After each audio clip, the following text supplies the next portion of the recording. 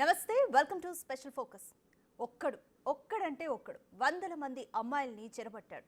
ప్రేమ వల విసిరి కొందరిని, పార్టీల పేరుతో ఇంకొందరిని, డ్రగ్స్కి బానిసల్ని చేసి మరికొందరిని, డబ్బులు ఆశ చూపి ఇంకొంతమందిని లోబర్చుకున్నాడు. తన కోరికలు తీర్చుకున్నాడు. వాడే మస్తాన్ సాయి. వాడెంత సైకో అంటే మాటల్లో చెప్పలేం. కొందరు బాధిత అమ్మాయిలతో మాట్లాడిన ఆడియో క్లిప్లు వింటే మీకే ఓ క్లారిటీ వచ్చేస్తుంది. మస్తాన్ సాయి వాడసలు మనిషే కాదు, అమ్మాయిలంటే ఇక దానికోసమే అన్నట్లుగా చూసే పర్వర్టెడ్. వాడు చేసే డ్రగ్స్ దందాలు, రికార్డ్ చేసిన సెక్స్ వీడియోలు, అమ్మాయిల బ్లాక్ మెయిలింగ్, డ్రగ్స్ కేసుల్లో అమ్మాయిల్ని ఇరికించే కుట్రలు, ఇలా వాడి కథలు చాలానే ఉన్నాయి. మొన్నటిదాకా డ్రగ్స్ కేసులో దొరికి మళ్లీ బెయిల్పై బయటకొచ్చిన ఈ ప్రబుద్ధుడి అసలు వేషాలు ఒక్క హార్డ్ డిస్క్ తో బయటకొచ్చేశాయి. మనకి వీడో డ్రగ్ పెడ్లర్.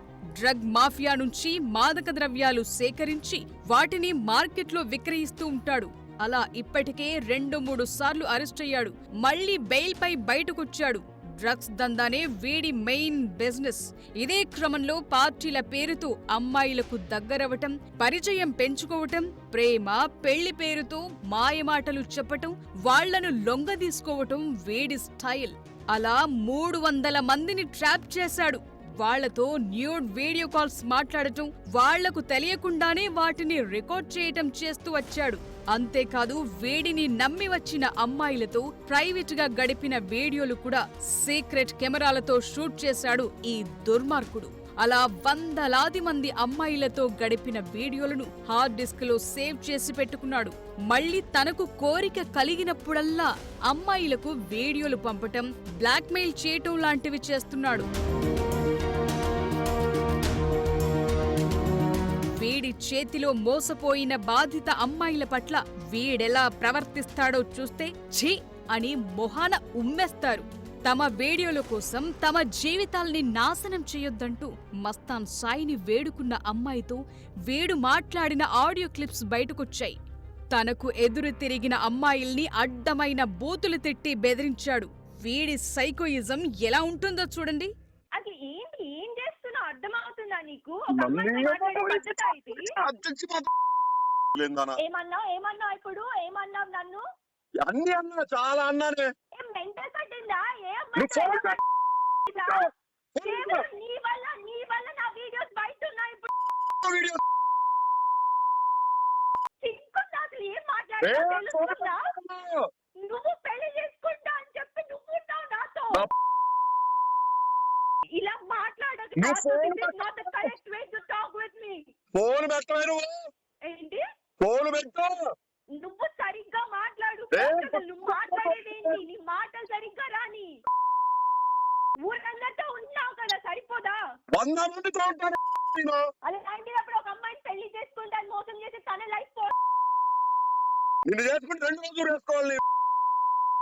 నువ్వు ఎవరితో ఉన్నా ఇంతే. నీ చీటింగ్ మానే వరకు నువ్వు ఇంతే.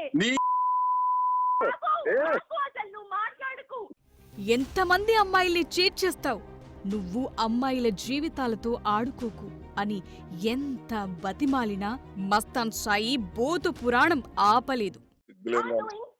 ఇంకా చీట్ చేసుకుంటూనే వస్తున్నావు.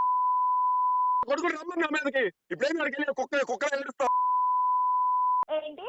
నీ బాబు దగ్గరికి వెళ్ళి ఇప్పుడు నువ్వు ఊరంతా ఏడుస్తున్నావు కదా. ఎవడే ఏడిచింది? ఎవడికి అవసరం? ఎవడు ఏడవలేడా? నా ప్రాబ్లం నేనే సాల్వ్ చేసుకుంటున్నా.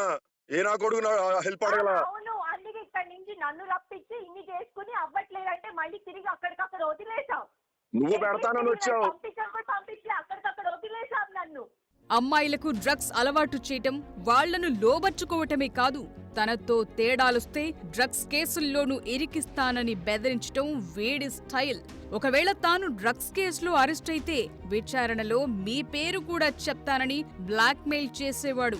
తన వీడియోల కోసం గట్టిగా ప్రశ్నించిన లావణ్యను కూడా మస్తాన్ సాయి డ్రగ్స్ కేసులో ఇరికించేందుకు కుట్ర చేశాడు. ఆర్జే శేఖర్ భాషతో కలిసి ఇందుకు కుట్ర పన్నాడు. వాళ్ళిద్దరూ కలిసి మాట్లాడుకున్న ఆడియో కూడా ఇప్పుడు బయటకొచ్చింది. హలో మస్తాన్, నాకు పలానా టైం అని పక్కా ఇన్ఫర్మేషన్ విత్ మాల్ ఉండేట్టు చూడు, నీ పని అయిపోద్ది. Okay okay simple. అదే అది ఎప్పుడు మరి నువ్వు చేయగలంటే చెప్పు, లేకపోతే ఇంకో నేనైతే రకంగా try ఇన్ఫర్మేషన్ చేస్తా. అయితే ఇస్తా. ఒకవేళ మనలో మన మాట, ఒకవేళ నేనేమన్నా పంపించినా సరే నన్ను సైడ్ చేస్తే చాలు, నేనే పట్టించేద్దాం అంటే పట్టించి పడేద్దాం. అదే కదా, అదే కదా అదే అస్సలు. ఆ? నువ్వు వెళ్ళున్నా కూడా నేను వెళ్ళినా గానీ ఒకవేళ ఇప్పుడు నువ్వు ఉండవు. బేసిక్ గా డబ్బులు నన్నే అడిగిద్ది వీటన్నిటికి కానీ అలా. టికెట్లకి కానీ. సో అదే కదా.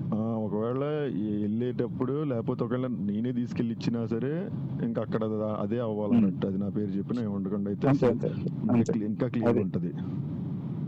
అంతే, ఆల్రెడీ మాట్లాడు. అది మాట్లాడండి. ఒకవేళ డ్రగ్స్ పార్టీ జరుగుతున్నా లేకపోయినా నేను ఇంట్లో ఏదో రకంగా ఇంట్లో పెట్టే మార్గం చేస్తా ఒక చోట. ఇంకా అది ఓ చోట పెట్టమంటే ఎవడో చోట నేను సెట్ చేసి ఓ మూల ఎక్కడో చోట. టెస్ట్ చేస్తే పాజిటివ్ వస్తే చాలు. అసలు టెస్ట్ ఇప్పుడు చేసిన పాజిటివ్ వచ్చింది. టెస్ట్ పెద్ద విషయం ఏంది? టెస్ట్ అదే. వచ్చిందా? అమ్మాయిల పట్ల ఇంత దుర్మార్గంగా వ్యవహరించే మస్తాన్ సాయి, వాళ్ల జీవితాలతో ఆడుకునే ఈ కీచకుడు, తేడాలొస్తే మాత్రం వీడి డ్రామాలు మామూలుగా ఉండవు. తానే సూసైడ్ చేసుకుంటానని ఉల్టా బెదిరింపులకు దిగుతాడు. చివరకు తనకే పాపం తెలియదంటూ కటింగులిస్తాడు. హార్డ్ డిస్క్ లో వందల మంది అమ్మాయిల వీడియోలు బయటపడిన తరువాత కూడా అవి తన భార్యవని, మాజీ ప్రేయస్వి అంటూ బుకాయిస్తాడు. వీడు మామూలోడు కాదు, అమ్మాయిల్ని మాయ చేసే మాయలోడు, వాళ్ల జీవితాలను నాశనం చేసే నరరూప రాక్షసుడు.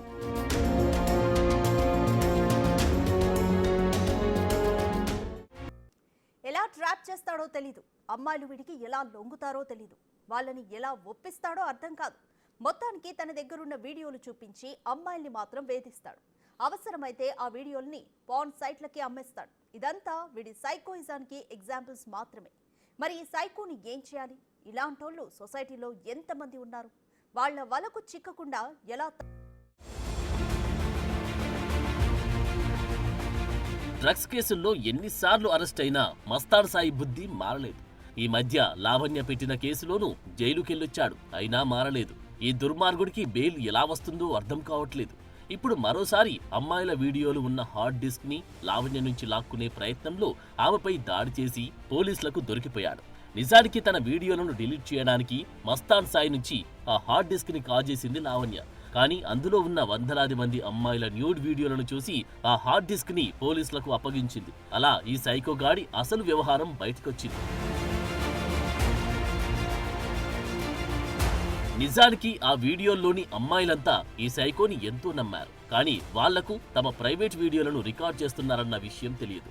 వాడు ఎప్పుడైతే మీ వీడియోలు నా దగ్గరున్నాయని బ్లాక్ మెయిల్ చేయడం మొదలు పెడతాడో అప్పటినుంచి నరకం అనుభవిస్తున్నారు బాధిత అమ్మాయిలు. సీక్రెట్ గా రికార్డ్ చేసిన ప్రైవేట్ వీడియోలే కాదు, వారితో మాట్లాడిన కాల్స్, న్యూడ్ కాల్స్ ని కూడా రికార్డ్ చేసి హార్డ్ డిస్క్ లో స్టోర్ చేశాడు. ఆ వీడియోల్లో అమ్మాయిలు ఎంతో దీనంగా వేడుకుంటున్నారు. తమ వీడియోలు బయట పెట్టొద్దని ఏడుస్తూ బతిమాలుకుంటున్నారు. వాళ్లతో ఈ రాక్షసుడు మాట్లాడే విధానం వింటే వీడసలు మనిషిగా ఎలా పుట్టాడా అనిపిస్తుంది. వాస్తవానికి ఈ సైకో మస్తాన్ సాయి ఎపిసోడ్లో అమ్మాయిల తప్పు కూడా ఉంది. ఈ దుర్మార్గుడిని గుడ్డిగా నమ్మి వాడి మాటలకు పడిపోయి డ్రగ్స్ కి బానిసలుగా మారి డబ్బుకు లొంగిపోయి ఇలా అనేక కారణాలతో ఈ కామాంధుడికి లొంగిపోయారు. ముఖ్యంగా వాడిని నమ్ముతున్నారు, బలైపోతున్నారు. అందుకే చెబుతున్నది అమ్మాయిలు జాగ్రత్త అని.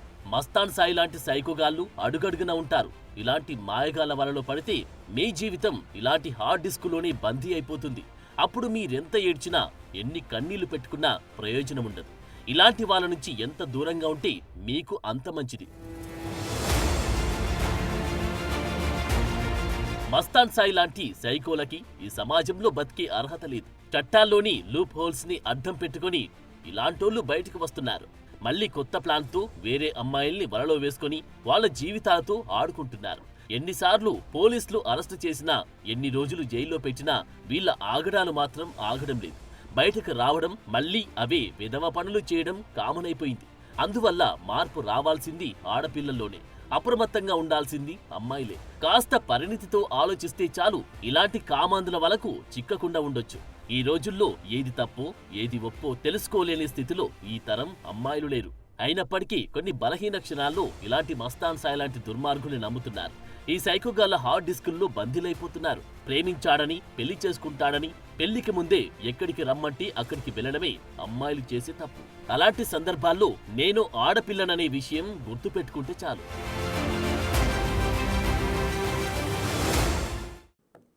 ఇదే వాటి స్పెషల్ ఫోకస్. Keep watching.